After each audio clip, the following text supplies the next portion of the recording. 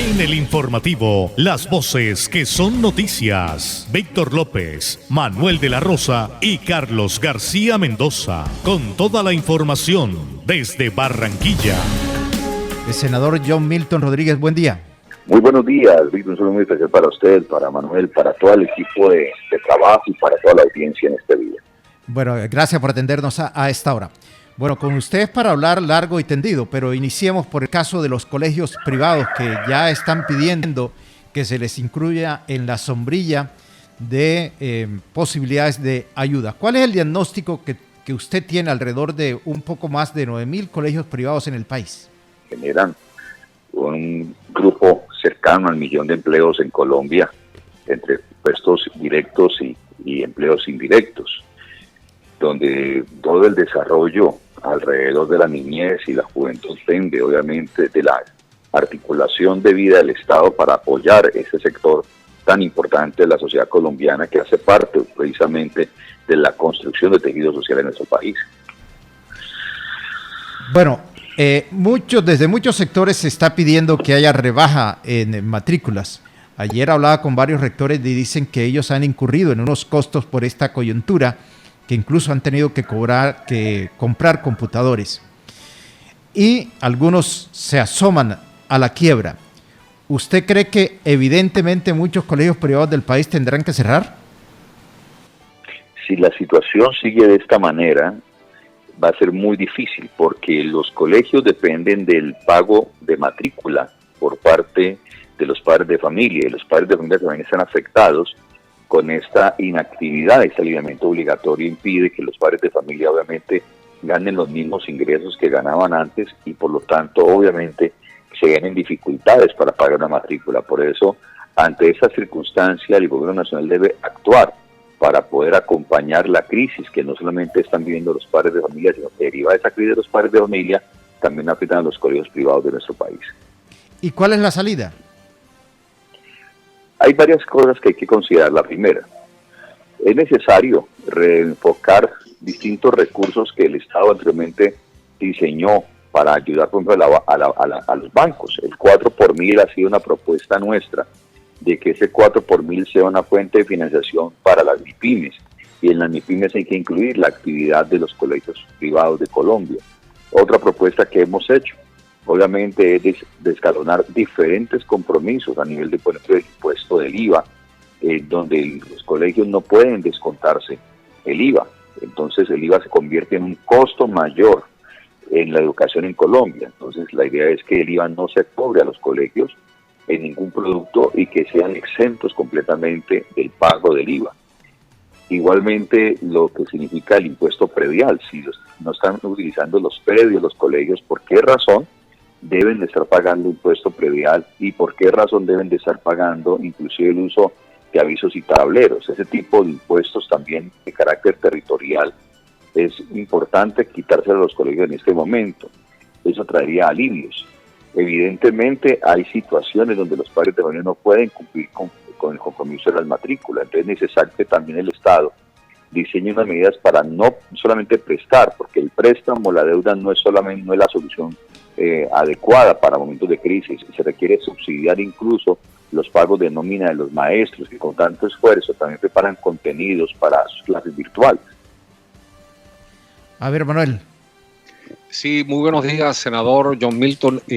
Una de las inquietudes es que estamos hablando muchísimo de educación virtual, pero realmente son muy pocas las instituciones a nivel de colegios o de universidades que están preparadas o que tienen educación virtual, y se ha hecho mucho teletrabajo, educación a distancia, en fin, una cantidad de cosas. ¿Cómo nos preparamos para el futuro? Es decir, si esta oportunidad se debe aprovechar para llevar a nuestras instituciones educativas a la virtualidad, o qué debemos hacer en estos momentos.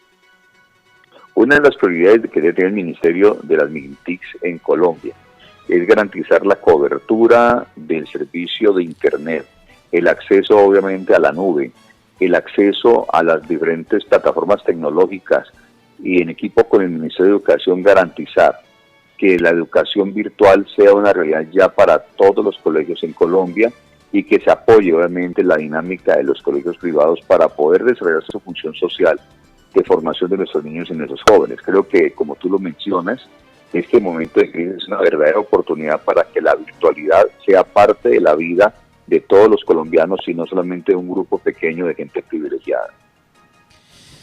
Senador, y de ese paquete de propuestas que usted ya ha presentado al gobierno nacional, ¿qué tanto eco ha encontrado? Por ejemplo, que queden exentos del pago de avisos y tableros. Igualmente, que haya una rebaja en el pago del IVA, del impuesto predial. Le cuento que están teniendo eco. De hecho, ya se anuncia por parte del gobierno nacional la inclusión de un fondo de 2 billones de pesos para las MIPYMES, donde obviamente queremos que entre esos 2 billones que se anuncia del Ministerio de Hacienda, aunque se están pidiendo más de 9 billones, no solamente de 2. Sin embargo, ya hay un eco en ese sentido. Tendremos un debate de control político con la ministra de Educación en la Comisión Cuarta del Senado, del cual soy vicepresidente, la próxima semana, precisamente para auscultar y lograr compromisos de parte del gobierno nacional para resolver esta crisis que están viendo los colegios privados de Colombia. Senador, la postura de los padres de familia, ¿usted cómo la analiza? Porque algunos plantean pues una reducción de los costos de las matrículas en virtud de que ya hay unos servicios que no se están ofreciendo. No se cuenta, por ejemplo, con el material didáctico que se pactó inicialmente o con el servicio de transporte, entre otros asuntos. Es decir, la visión que tienen los padres de familia es distinta a quienes están al frente de las instituciones privadas educativas en el país. El diálogo ciudadano es necesario en este momento. No nos sirve ninguno posturas extremas o posturas radicales. Hay que sentarse en la mesa, dialogar, llegar a un acuerdo. Por ejemplo, lo que significa el transporte. Claro, hay una afectación para aquellas empresas de transporte que tienen que ser acompañadas por el gobierno. Pero si el padre de familia no está recibiendo el servicio de transporte en este momento como tal, pues no es justo que se le cobre. De hecho, incluso ya sobre eso se ha referido el gobierno nacional. Igual otro tipo de cobros que no estén percibiendo directamente la entrega en especie, el beneficio del pago de ese cargo.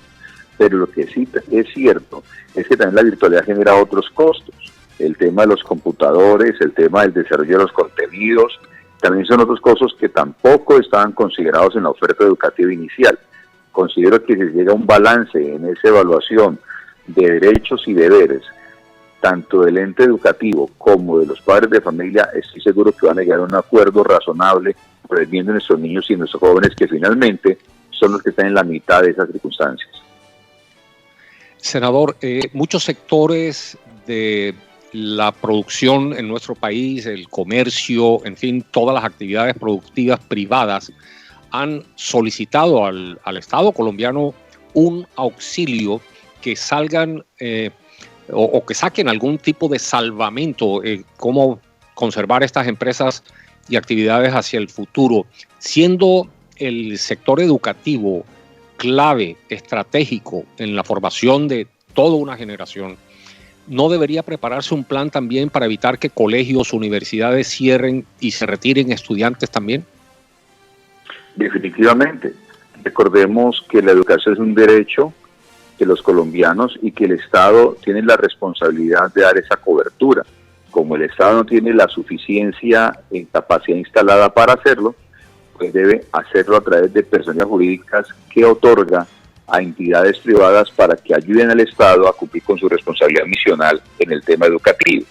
Razón por la cual lo que se está haciendo por parte del sector educativo no es tampoco una exageración. De hecho, es el cumplimiento, la garantía del cumplimiento de un derecho que tienen los colombianos, nuestros niños y nuestros jóvenes, de educarse. Desde la edad de los 5 años, el Ministerio de Educación tiene la responsabilidad constitucional de garantizar ese derecho. Bueno, senador, vayamos a otro tema, porque ayer hubo un debate en Comisión Cuarta, donde usted participó activamente.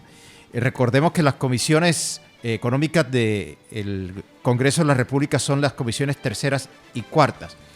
De ese paquete de anuncios que ha hecho el presidente Iván Duque y que le han llevado a que haya una buena cuota de esperanzas entre los colombianos sobre el tema crediticio, hay una enorme brecha porque lo que dice el presidente es una cosa y lo que dicen los bancos es otra. ¿Para dónde vamos en ese sentido? Bueno, es importante que la banca privada en este momento desarrolle una misión social. Yo el problema que le veo a esto es que cuando se desarrolla una política pública, Víctor, uno debe saber cuáles son los actores que deben participar de una política pública dependiendo del propósito de esa política pública. En este caso, el propósito es poder ayudar a entidades, personas, trabajadores independientes, las MIPYMES y otros sectores que están pasando una crisis. Pero los bancos, usted sabe, no tienen la función de cumplir una misión en una crisis. Ellos tienen un interés absolutamente rentista. Por lo tanto, quien realmente considero que está equivocando no son tanto los bancos. Quien se está equivocando en este momento es el Estado al pretender ver a los bancos como un aliado, como un actor importante para resolver una crisis. El Estado debe llegar directamente con esos auxilios y con esos créditos, directamente, sin intermediario alguno, a la ciudadanía, a los pequeños, a los microempresarios, a los medianos empresarios de forma directa, a través de Bancol, desde el Banco Agrario, a través de Fineter. Y en eso el Estado se está equivocando y veo que se sigue equivocando y no debería incurrir más en esa equivocación. Los bancos tienen clientes preferenciales, pero el Estado tiene responsabilidades preferenciales y una cosa con la otra no tiene nada que ver. El Estado tiene una muy buena intención, pero el proceder y la manera como lo está ejecutando no es el correcto y es lo que le pide al ministro de Hacienda, al Gobierno Nacional, lleguen directamente, les puede llegar directamente a la ciudadanía y no a través de los bancos. ¿Cómo ve usted la decisión que tomó el presidente Duque de extender la cuarentena y ayudar a que otros sectores de la economía puedan volver al trabajo? El intermedio, lo que hace que la salud y la economía se encuentren es la bioseguridad. Estas reactivaciones tienen como consideración la bioseguridad, los protocolos de bioseguridad y la conciencia ciudadana. Tenemos que ser claros en esto. Una nación se conforma por el Estado, por el territorio soberano, por una sociedad civil y por el núcleo familiar. Obviamente el núcleo familiar es parte de la sociedad civil. Y todas esas organizaciones y todas esas entidades tienen responsabilidades. Todos los ciudadanos tenemos responsabilidades y una crisis no solamente la puede enfrentar el Estado. Cometeríamos el grave error de un estatismo, donde el Estado reemplaza al ciudadano, a la sociedad civil, y estaríamos expuestos a un grave riesgo de una dictadura disimulada a través de una crisis. Por lo tanto, lo que está haciendo el presidente Duque en ese sentido es correcto. Debe entregar también y debe entregar responsabilidades a la sociedad civil. Y la sociedad tiene que concientizarse que hay unos elementos de bioseguridad que deben de respetar y deben de acatar. Es como los semáforos. Usted tiene un semáforo porque usted no puede un policía con cada conductor. Ahora, cada conductor al ver un semáforo, si se lo pasa en rojo, sabe que tendrá unas consecuencias y unos riesgos graves para él, para su familia y para otras personas. La bioseguridad es como el semáforo, donde cada ciudadano, dependiendo de la actividad que desarrolle, tendrá que tenerlo en cuenta, pero no podemos seguir encerrados permanentemente. Digamos que la ampliación de la cuarentena será para generar posibilidades de generar esos protocolos de bioseguridad para otros sectores, pero en este momento la sociedad no puede ver el aislamiento obligatorio como la única solución a este problema. Estuvo bien por un tiempo, estuvo bien para aplanar la curva de salud, para que los entes de salud y el sistema de salud se preparara para atender las emergencias derivadas del COVID-19, pero no es saludable, no está bien que pensemos que el aislamiento obligatorio es la gran solución para este problema. La solución es la conciencia ciudadana, que la sociedad civil ejerza su responsabilidad también, que respetemos la bioseguridad para poder que la salud y la economía puedan entenderse y puedan caminar de la mano. Senador, usted que ha sido un investigador acerca de el panorama educativo en el país, y ahora frente a esta situación de crisis, sin duda alguna va a haber una transformación por los temas que usted ha expuesto aquí, la situación muy crítica de los propietarios de los colegios privados. ¿Cómo avisora usted el futuro de nuestra educación en los próximos meses? Yo creo que hay una oportunidad muy importante que se empiece a dar un concepto de cosmovisión que manejamos en Colombia Justa Libres, y es que la educación tiene como fundamento principal la responsabilidad de los padres de familia.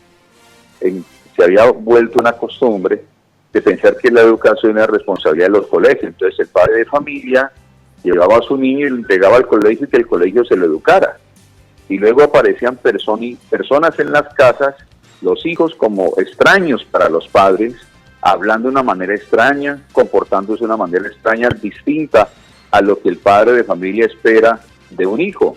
La rebeldía, la grosería, la irresponsabilidad, vidas vanas echadas a perder, y ese tipo de circunstancias se estaban sufriendo y se están sufriendo en la sociedad colombiana, y por esa razón el alto nivel de homicidios, aún de suicidios, de embarazos no deseados, de iniciación temprana en las drogas, del manejo antisocial de algunos niños y jóvenes, porque es que el colegio no puede reemplazar a un padre de familia, le puede acompañar, le puede apoyar. Y creo que eso nos brinda la oportunidad de que el padre de familia se ponga al frente del estudio de sus hijos, de la educación de sus hijos.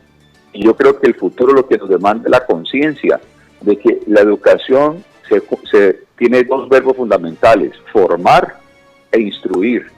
La instrucción es muy importante, digamos, la enseñanza de las matemáticas, de la historia, de la geografía, etcétera. Pero la instrucción no la da el colegio, pero la formación la tiene que dar el padre de familia. Y por esa razón yo aspiraría que esta crisis nos brinde una oportunidad para que los padres de familia que estaban distantes de la formación de sus hijos puedan estar cerca de esa formación y puedan de una manera complementaria, haciendo un equipo con el ente educativo en lo que significa la instrucción en materias ya duras o materias que tienen que ver obviamente con conocimiento duro en el sentido de las matemáticas, la geografía y otras ciencias. El senador John Milton Rodríguez, yo no puedo desaprovechar esta oportunidad porque usted, antes que congresista, es un pastor evangélico muy reconocido en nuestro país, y como creyente yo le quisiera preguntar ¿cómo debemos entender esta pandemia que agobia al mundo, que agobia a nuestro país? ¿Cómo entender estos tiempos a la luz de las Escrituras? ¿Y cuál podría ser, en su opinión, de acuerdo a su formación bíblica, el propósito de Dios en todo esto? Mateo 24:7 y versículo 12 al 14 nos habla de este tipo de circunstancias. A nosotros nos toma por sorpresa ese tipo de situaciones y nos genera una gran incertidumbre, pero Dios no. Jesús literalmente anunció que una de las señales antes del fin iban a ser las pestes, pero que aún no era el fin. Las señales antes del fin tienen el propósito de hacernos conscientes de que tenemos que estar preparados para ese fin, o para el fin que cada uno de nosotros tendrá, o para el fin aún de la manera como se vive hoy en día. Y esas señales tienen el propósito de hacer un llamado y una evidencia de un juicio de Dios sobre la tierra.